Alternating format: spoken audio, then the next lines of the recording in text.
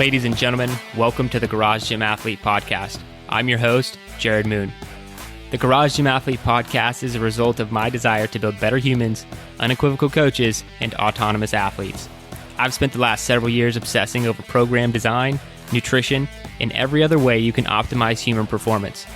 This podcast distills the latest scientific research with what I've learned and blends it with the not-so-scientific field of mental toughness. We are here to build you into a dangerously effective athlete. If you enjoy this podcast, you can find out more about our training at garagegymathlete.com.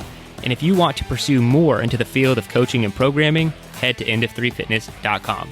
Thanks for listening.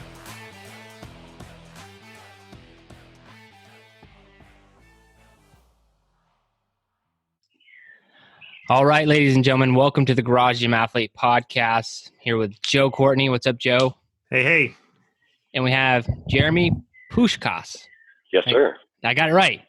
Yeah, you did. I nailed it. You helped me out a little bit at the beginning, but that's it's an awesome name, man. Oh, thank you. Yeah, it's Hungarian. Sounds very aggressive. I like it. All right, so I'm not going to go any further. You don't have to say your name again. I'm trying to avoid that happening since I already said it. But if you want to give us, what you do, how you train, all that good stuff. Yeah, well, I'm a school teacher by trade. I teach science, so the Garage Gym Athlete podcast was something that really intrigued me. I love the deep dive into science that you did. So I've been listening for a while, but this was my first track where I joined in doing the hard to kill track, and now I'm on. I just switched to strength, and I'm going to stick with that for this session, and we'll see the similarities and differences. But starting off, I didn't really do a whole lot of working out when I was younger. It wasn't until college that I started seeing how my football player roommate was buff and getting a lot of attention, and I kind of wanted to see if I could, test my own physical strengths. My dad was a runner, and that kind of was something that intrigued me as well. And ultimately, it just pushed me into things like triathlons and endurance sports. And then I started just kind of working out in my garage because I couldn't afford anything else. So I just I actually found the EO3 website and built a plyo box, which is over there in the corner. Nice. And that was one of the first pieces of gear other than just body weight that I was using. And then when I graduated college, I got a Rogue barbell and some bumper plates, and just slowly started working from there. Bounced around from training to training, did some hypertrophy work and a lot of the CrossFit WOD workouts, and decided, let's give Garage Gym Athlete a shot. I really enjoyed it. Yeah. How did you like starting off with hard to kill is pretty awesome. So how was your first 12 weeks there? Well, I saw some good results. I really liked the versatility in the training. There was a lot of things I certainly would not have programmed for myself in there. I really, really enjoyed Blitzkrieg. I think I'm saying that right. I really got a kick out of that one. I can't remember. That was a crazy one for everyone. I'm trying to remember what it was, but yeah. There was a lot of rowing involved. And my son kept wanting to jump on the rower. He's 3, and he loves my rowing machine. It'll take him 9 minutes, but he'll row like a 500. That's awesome. It's kind of fun. That's really cool, man. And now you're on strength track. Any specific goals with strength track? I really want to nail that 400-pound deadlift. I've been chasing that for a while. I really want to make sure that my form is good and strong so that I'm not prone to injury. I really like the feedback that we get in the group when we share videos. A lot of people saying, you did pretty good. You can improve here. Nice catch. Change this up. Very helpful. Yeah, it's just an awesome community. I'm just thrilled, with everybody literally laughing out loud some days too, just with like some of the stuff that's posted in the group and stuff. It's really cool. Now your equipment, what do you have? I think it looks like you have the Rogue collapsible rack. That's the same one I'm rocking these days too. So what else do you have in the garage gym for your full setup? Yeah, I love this. I got this on Craigslist for like $300. Nice. Wow. Which was a great deal. I just had to drive like an hour to go get it. I've got a water rower that I picked up on Craigslist for about half off. The Rogue barbell. I've got a punching bag. If you can see it, there's kind of a cutoff in the wall. That's where I put my feet. That is kind of what I do to hold me when I'm doing my GHD sit-ups or glute ham work. Nice. I got a bunch of plates, some barbells, some dumbbells. I made the DIY parallettes from your website as well that I use from time to time, and just this little area, some horse stall mats I got. It's kind of nice. Yeah, it's awesome. And you got everything you need. And how long did you say you've been at it? Like fully equipped in the garage gym? Probably for about a year before I switched to garage gym athlete training. I really got everything kind of dialed in the way that I wanted it. I've also got some rings and a rope that's hanging from the ceiling over here that's a little hard to see. So you've been, at it for a year. What was the biggest, struggle you find like kind of going into garage gym training? At first it was motivation. I was in and out of a CrossFit gym there for a while and then I did some working out at the YMCA when I used to work there, doing aquatics. It was really nice having a lot of other people around and making the transition to just decide I'm going to get this done no matter what. I had to stay consistent. It was really like a mental battle with myself. I'd say that was probably the hardest part. Once I did that, it was just trying to find something to do that would keep my interest. Yeah, and you mentioned having some bounce around tendencies. Did you find it hard to stick with hard to kill for 12 full weeks? Because sometimes that's a long cycle for people. I didn't actually find it that hard because the program was already laid out. Once I actually have something in front of me, I'll stick to it. I do get kind of that FOMO that you all have addressed before, wanting to see, okay, well, what's this other track look like? So because a lot of my goals for the gym are strength related, I figure I'll do that. And then a lot of my endurance work I'll do on the side. That's awesome. Now you mentioned the 405-pound deadlift. What other goals or accomplishments are you looking for in the garage? Let's see, specifically out of the garage,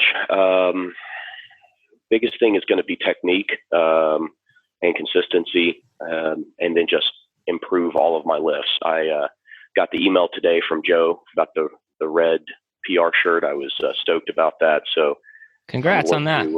Thank you. I would like to push for 5 or more PRs again in the future. Really just anything that I can do to challenge myself is what I'm looking for. Outside of the garage specifically, I wouldn't mind continuing to program kind of on the endurance side. I'm continuing to run 50Ks. Some friends of mine want me to run a 100-mile race with them. I'm not quite sure I'm up for that. And I've done some half Ironmans, but I'd like to try a full Ironman sometime soon. That's awesome. That's quite a goal. I know we have some people in the community doing it too. So make sure you, when you get into the tips and pointers portion, definitely ask around. A lot of experienced athletes in the community. It's also crazy because you're on the strength track, but you still want to do all those endurance things. Hey, I get it. Yeah. I will tell you, when my last 50K was back in November, and of the 6 of my friends that went to the 50K, I was the only one who finished. It was deceptively difficult, and it was 5 loops of close to 7 miles, and right at I was ending the 4th lap, and I hadn't seen anybody that I knew in a long time. And when I'm coming to the finish line, they're all sitting there drinking a beer, and I'm furious. I'm like, there's no way you passed me. There's just no way. What happened? And when they said that, we just decided it wasn't our day, I said, okay. And I was so mad, I just had to finish. And I actually ended up finishing 18th overall. Nice. And several of the people asked how much running I had been doing, because they didn't see it on Strava that I'd been doing a lot of running. And I said, no, I've been deadlifting and squatting and doing a lot of strength related work to protect my knees. And they found it odd that the strength transitioned so well into the endurance because I would preload my legs by squatting or deadlifting or doing a whole bunch of strength. And then I just run a couple of laps in my neighborhood to get the kind of a similar effect as if I had run a lot without damaging my joints too much. Yeah, it's pretty smart. And That's interesting.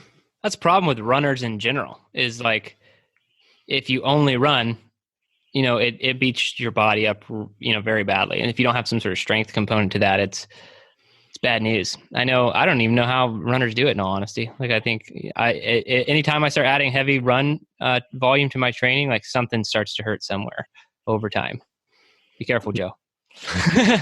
Maybe we should or shouldn't tell Kyle that if he squats a bunch and then runs a couple of laps, it's like he can run a marathon. Yeah. I don't know if I'll encourage Kyle to run a marathon. All right, man. So you've kind of mentioned some of the other things, but I'd love to hear, what your favorite type of training was before working out in your garage. So let's rewind beyond that time frame and what you're doing and what you enjoy. I would have to say CrossFit, just because of the varied movements, things that I had never done before. I'd never done any weightlifting, really. I mean, I'd use like Smith-style machines or something at the college gym. A lot of body weight before that, but never like lifting things. And just learning that was surprisingly fun for me, and getting a chance to not only be pushing myself, but just the encouragement and the camaraderie that I experienced. That was a huge draw. And I think it still is for a lot of people. And it's one of the things, like I said, I really enjoy about the online community that we have. Yeah. So do you miss that at all now? I mean, I know we have the online community, but it's not exactly an in-person community. So how do you deal with that? Well, I'm not missing it during COVID-19. But I am really I've started bringing some of my running friends over from church. They'll come over, and so I'll program something for us that is like a 3-way partner workout, or I'll toss something together. Before I started doing Harder to Kill, I had done some of the sample tracks and just kind of seen what you all were doing, and breaking it up into your block programming. I started taking that, and I would do a strength component and then a speed component. So I was trying to mix the two things that I enjoyed so much, and my friends hated it. And like 3 days later, it would just, they'd be like, "All right, I think we want to come back for some more, but maybe give us another week to recover." That's awesome. That's really awesome. Now, so how do you like training in your garage, man? Man, I love it, particularly with having, we just adopted a little boy from China, my 3-year-old, I was telling you about a year ago. And when I was overseas and didn't have access to anything, I lost about 15 pounds while I was over there.